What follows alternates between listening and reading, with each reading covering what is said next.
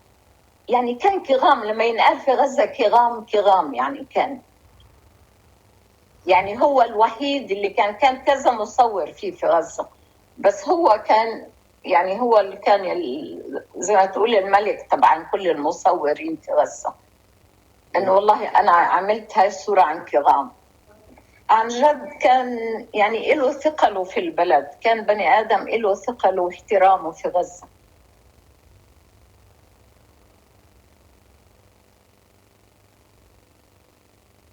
نرى تطور مدينة غزة،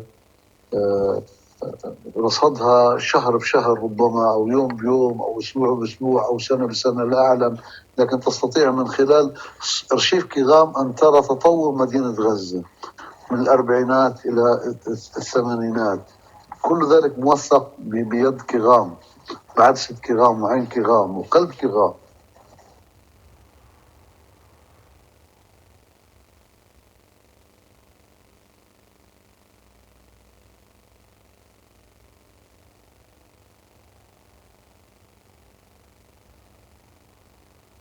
ربما جمعتنا مأساة اللجوء، مأساة التشرد، مأساة فقدان الجذور، فاستنبتنا جذر واحد انزرعنا نحن وكيغام الأرمني الفلسطيني والأرمني، انزرعا في تربة غزة. كيغام التقط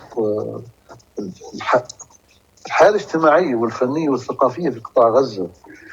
كيغام صور عبد الحليم حافظ في غزة، صباح في غزة، نجاة الصغيرة في غزة، شي جيفارا شادي في غزة. كيغام وثق زيارة جون بول سارتر الفيلسوف الفرنسي إلى قطاع غزة، كل ذلك في أرشيف كيغام. فأدركت أن هناك من يكتب تاريخ غزة بالصورة، وهذه عبقرية. And then that was the first engagement, the first physical engagement, like materiality of the encounter. 4 years later, we're in Geneva. And that's another engagement completely.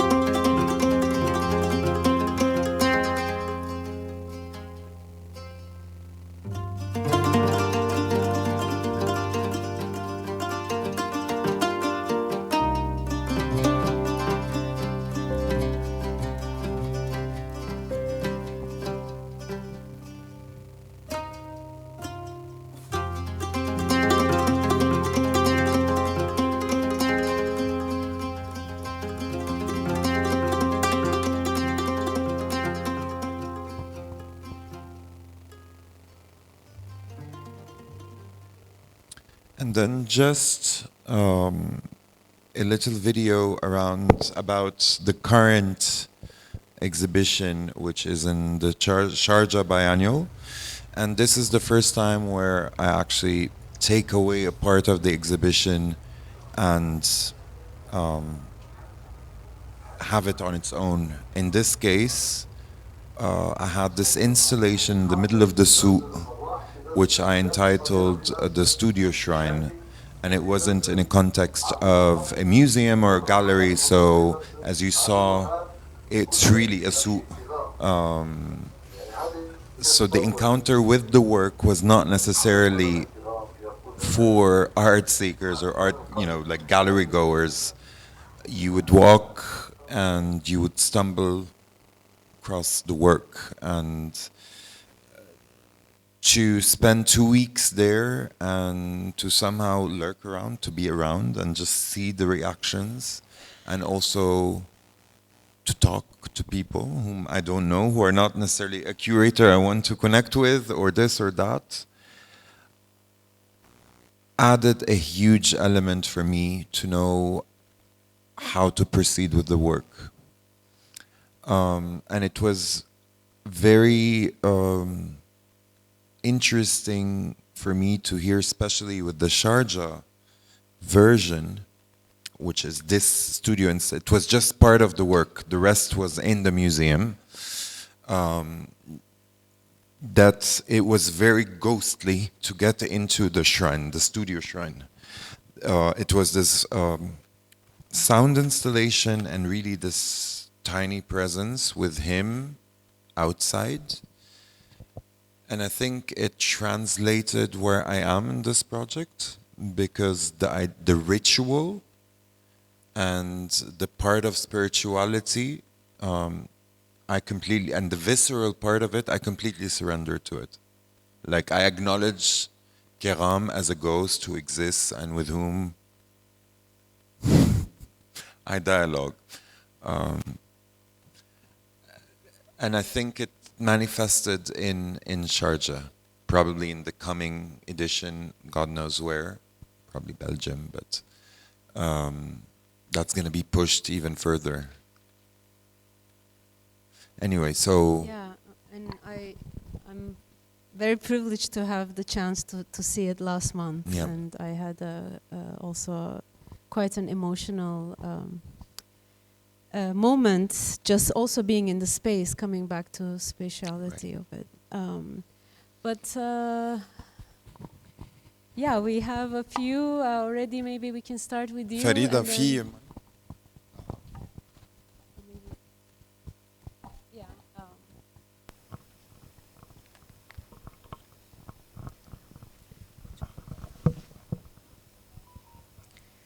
So thank you so much for this beautiful representation, and I'm eager to see the next days together. I had a question related really to the oral history of everything. The first video that you showed answer a little bit about my question, but I'm really intrigued to know when the step really started, during the step of asking people about everything that we heard, and I think there is more to it.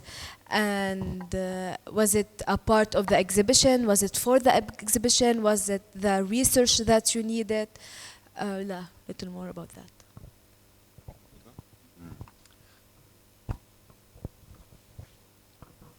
Ooh. Okay, I always say, is there a family member? No family members here. I always say I do this project despite my family. So they're not standing in the way, my father, my aunt, the children of Kegham. And they're not, it's not like they're not generous with what they have, but what they have is very limited in sharing. And I believe trauma hinders. The same way that I believe it's trauma that blinded my dad from the 3 boxes for decades in his main closet. So I realized as early as 2013, actually, I need to speak to people. I mean, they say they photographed everyone, so people knew him, some way, somehow. So Gazans also, you know, the diaspora, the Gazan diaspora did not start in 2023 or even 14, or it goes early 50s. And so I started, whichever city I'm in, I'm looking for certain, you know, it's very tribal, so there are family names, big family names, like big families and their name, and you try like Shawa. I think there's like 100,000 Shawas. And that's how I started, and I started recording. Then as we got closer, after I opened the boxes, I realized I need more and more and more. And most of the sounds that you heard, actually it's a sound installation. In all exhibitions, this plays throughout, continuously, everywhere. So you're walking, it's a, I don't want to say whisper, but I don't want it to be so present either. It's kind of a whisper. But then the transcription is available. So in Geneva, it was in French and in English. So the translation as well as the transcription. It is thanks to these interviews and oral histories of people, maybe 3 of them I knew from the many, many, many interviews I had, and usually they're on the phone, or on Skype, or Zoom, or FaceTime, or this, or that, or that, or that. But I always record. I have another phone to record, and I always ask if it's okay to record. And I think me putting together Kegham, not knowing him, where nothing was inscribed on him, photography historians forgot that he existed, only remembered in 2021. But there's nothing, there's no, you know, so the only way to go is oral history, and then deciphering through photos. And so it is extremely central. I knew things about my grandfather, and this took me all the way to Lebanon. And I actually went to Lebanon in June because I wanted to go to the orphanages, the Armenian orphanages there, to find traces. But also I got to meet relatives of his that I did not know existed. Oral history is at the center of it all, for me. Yeah. You had another question? I have 2 quick questions. The first one, if you remember the actual moment you had the 3 boxes and like you were about to unbox them, to open them, how did you feel? The second one, I assume that engaging with the material over years would feel overwhelming sometimes, and sometimes you would feel very familiar with what you've seen, like the photos and stuff. How would you distance yourself from the material to be able to have like a fresh eye while working with them? I'm embarrassed to answer the first one because I don't know, again, memory. Memory is definitely a key word in all this engagement for all of us, I guess, who are interested in archives, etc. But I'm not sure if I was completely nonchalant, as if I'm completely like, what's nonchalant? Blasé, like, blasé. بالإنجليزي يعني مش مهتم يعني as I was opening them, or is it the intimidation and the shock that made me feel that I was not excited? I'm not sure, but I know that it took, that there wasn't a moment of euphoria, which I should have. That's the expected, you know. You look out for something for years and years and years. I tried to get all the way to Gaza and always sent back from the border, especially with the Eres, Mabar Eres, like, so through the West Bank. So, yeah, it's something that I should be like elated to have, but I don't remember that I was happy that these existed, but opening them, it was something like that. The second one, what was it? What was the second one? I think your how it the like keeping a distance, the changing, the shifting distance, and It's how you're evolving. Also, thank you for asking this question. yes, but it's true that this is it's a very important point, and a point that, remember what I was saying, this labor, this methodical labor of going and engaging and encountering, etc., but that felt mechanical. And I think this was very much needed for a few months. Because you can't go and engage with the work, I feel, at least for me, and establish a familiarity while you're scared of it, while you're like, what is this? How do I do this? How do I do that? And the moment you let your guards down and you let the responsibility, sort of this duty of doing this, or the mission, and you're familiar with the work, you're at, I don't want to say at peace, but you're familiar with the work, that's when I started, in my own opinion, going on the right path. Because had I just gone with dating, captioning, putting it in a book, showcasing it in very specific format of photo printing and the dimensions of the photo, etc., I don't think it would have unearthed as much as it has until today. Distance is very important. I haven't, I try not to work on it all the time, but I like when I have a project. I love it when I have this challenge of a project, of an exhibition, of, I don't know. And then I give myself up to it. Because it's not, I think this is the kind of project that you, and I'm sure many artists in the room can understand that, you cannot say, oh, I'm going to work on this 2 or 3 hours every 2 days. You can't. Either you embody it, either you inhabit it, you give it yourself, or maybe you finish something, مثلا خلص البوستر or خلص graphics on something, then you can do 2-3 hours. But if you're really engaging with the photos, trying to have a reading of the photos, some kind of a reading in the photos, you can't do the 2-3 hours. I don't know if I answer. I don't think it's an answer. It's just recounting what happened or telling you what happened. Distance is extremely important, and seeing the macro is extremely, extremely important. But do you still read new information from Absolutely. And that's what I'm saying, it's becoming. And the becoming, I actually want to ask you a question, because you wrote about my term of the Unmade archive. You can read Ozge's entry, I'm going to share the QR code of the catalog.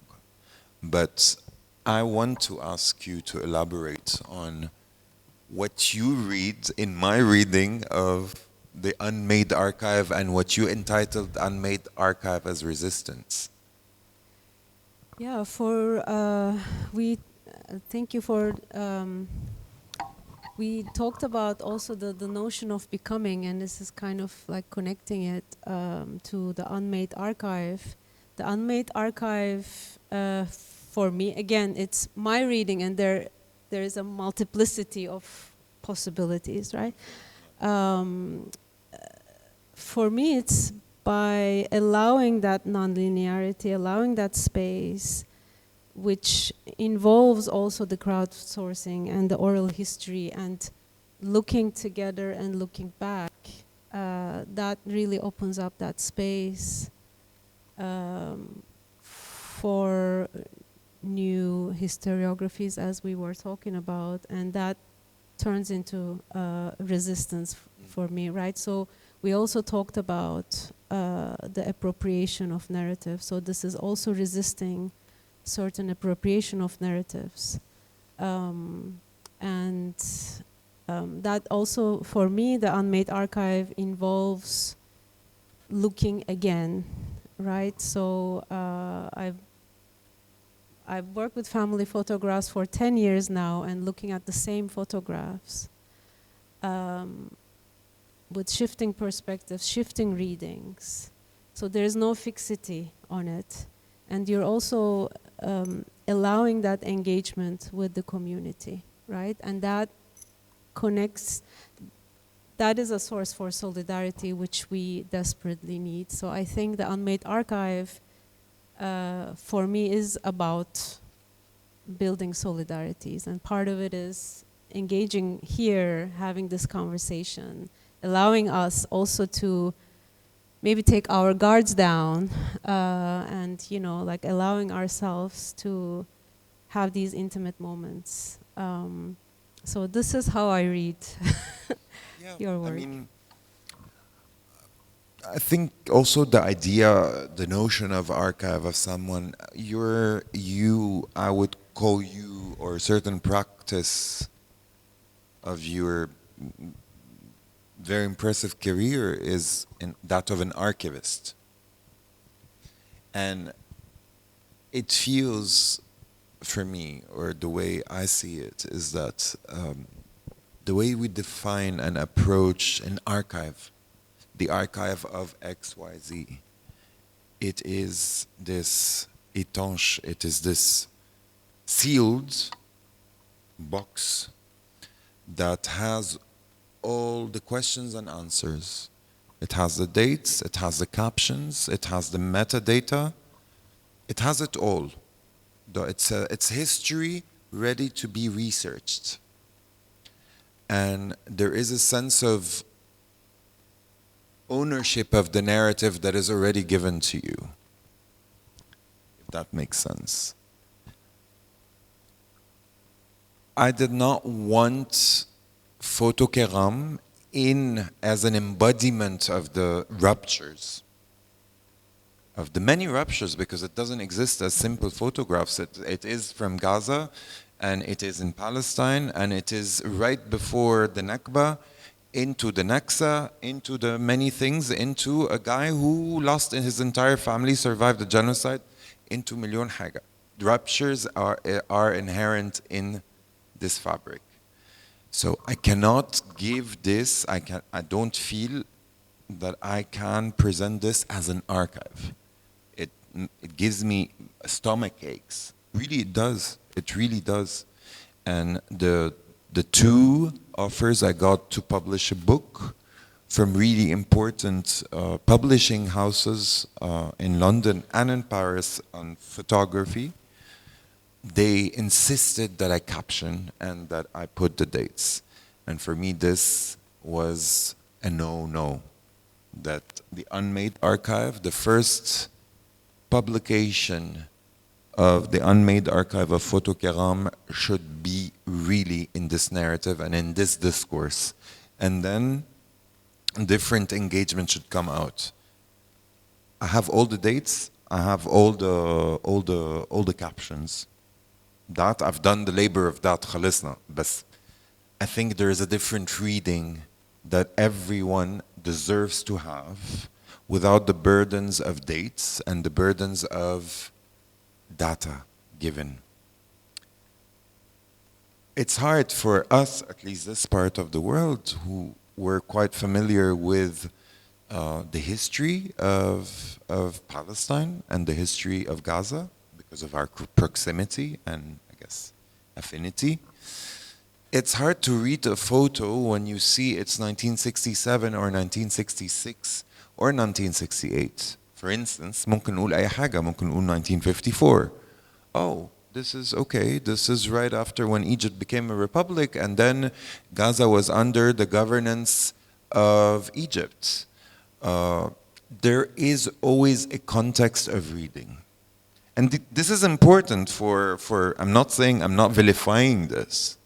I'm just saying specifically for the geography of Gaza, for the way our visual association and visual culture in relation to that geography, we need to subvert the visual association. We need to humanize. We need to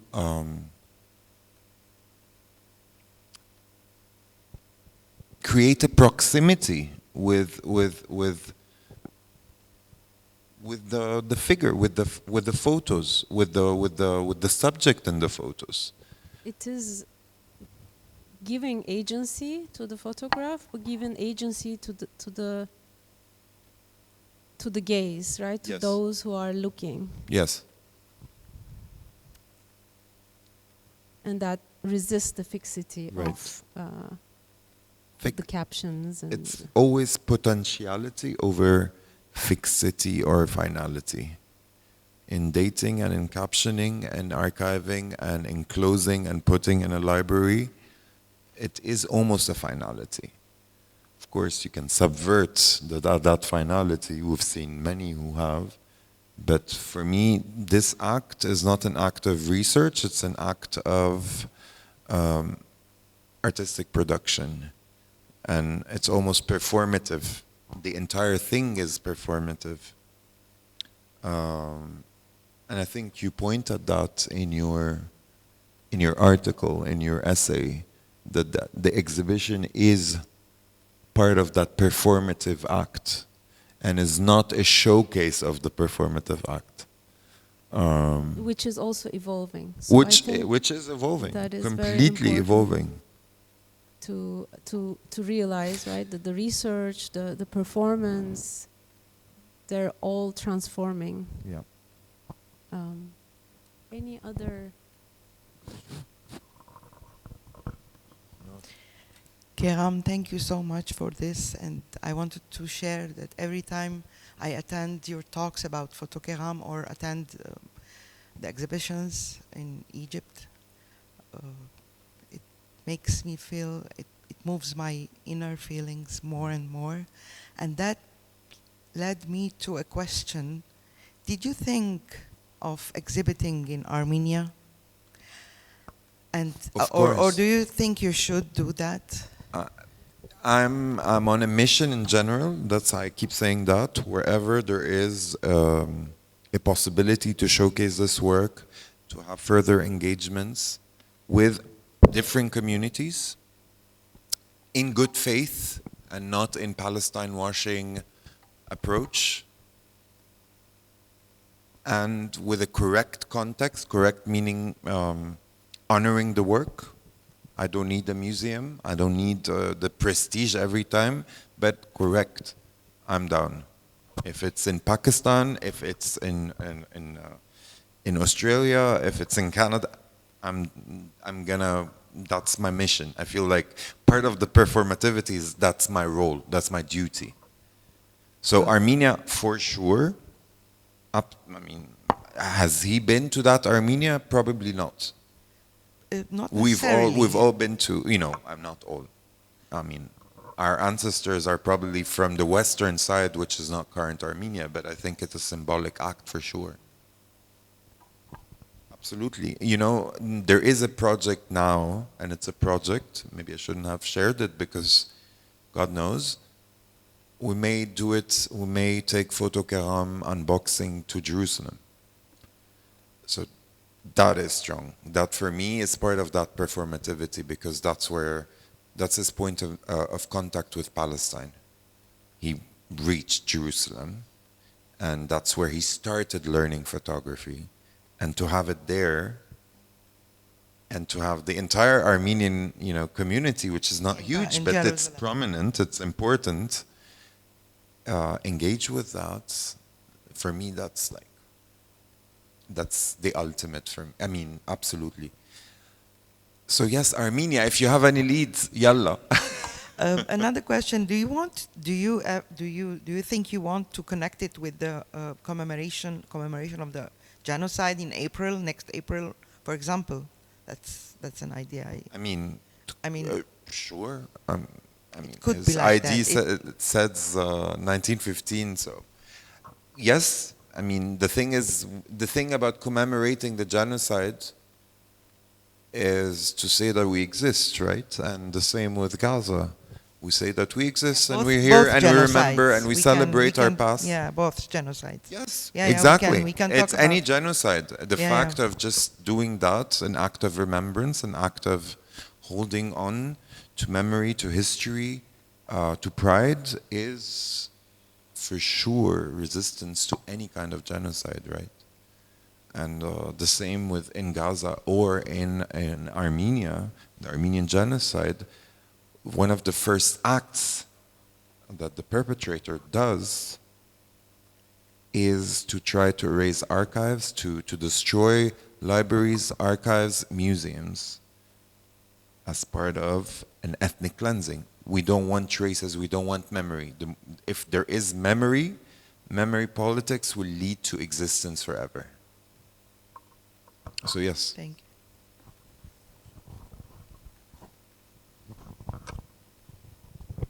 Any other thoughts, engagements?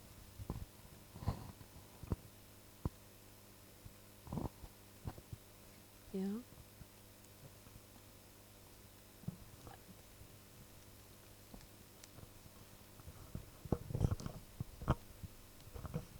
Thank you very much. I must first say that's very impressive.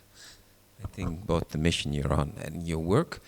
You alluded a little bit already to, let's say, professional distance, I think, if I got you right, because that's a question what I want to ask you.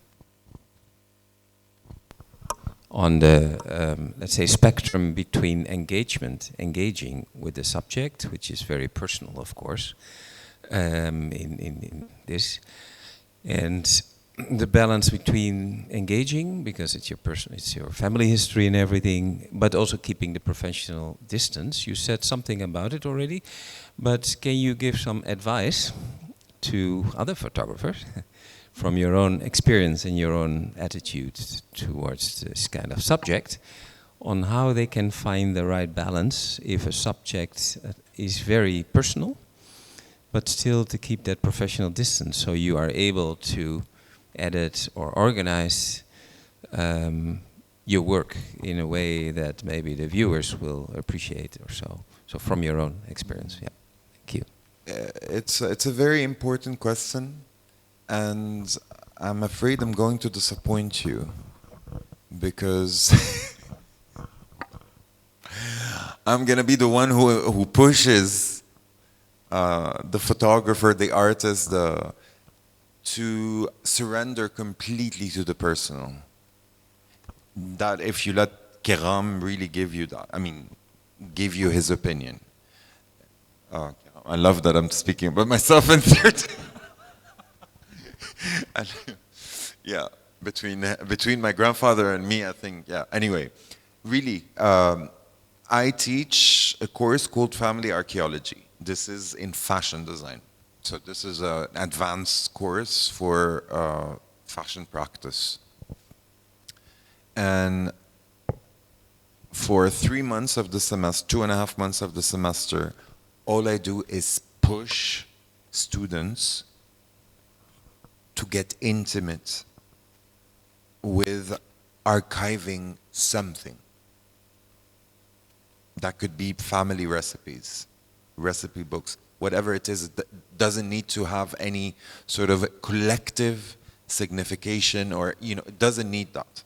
It really needs to be coming from a point of interest, but also connecting to what I called family archaeology, including their own childhood. It doesn't need to be about a grandfather, grandmother, or great anything. It can be really their own childhood. And so this is happening academically, right? The way I'm pushing, I keep pushing them, is to operate with affect. And then, as you engage with that affect, give it the time it needs, and then you take a distance. For me, it was the opposite. For me, it was, no, I have a duty. I need to do like 1, 2, 3, 1, 2, 3, 1, 2, 3, 1. I did that because I felt this is how you do it. And then I just like drowned into emotions, into different abstract, speculative dialogues with the work. And because it's been taking years, distance happened just through time. Distance, I exit, then I come back in, and I exit, and I come back in. And what Shalala asked, whenever you look back at the photos, do you have a different readings? And it's a very strong yes.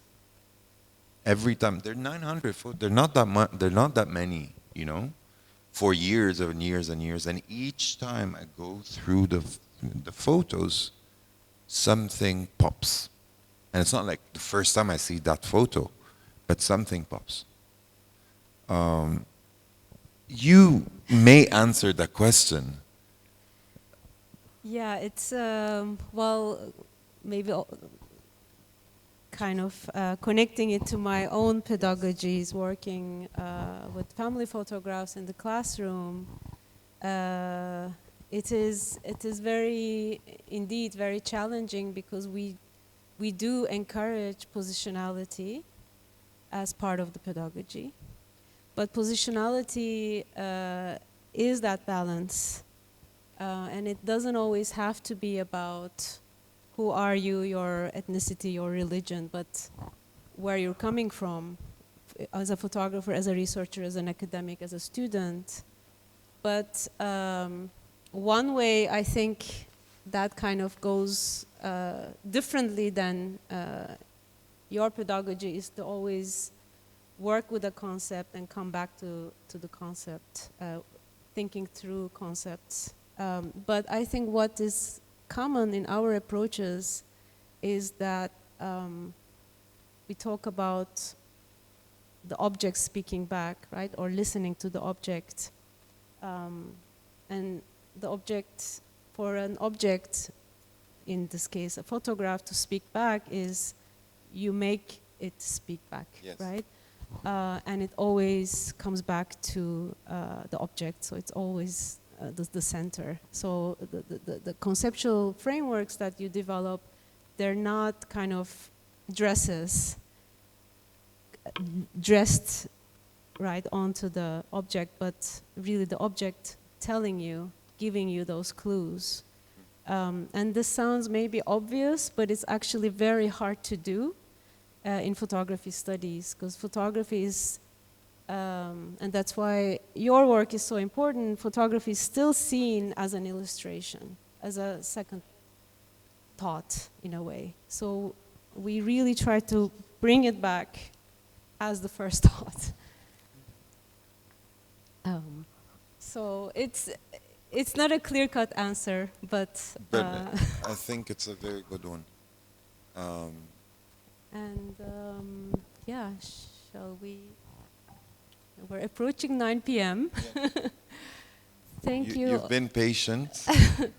Thank you all for being here. It means so much, and really thank you, Kegham, always. Thank you, Ozge. Thank you really for amazing. Facilitating this, and I'm looking forward to starting the workshop tomorrow. Yes, absolutely. And here is, here are the QR codes. Please, for the catalog. What?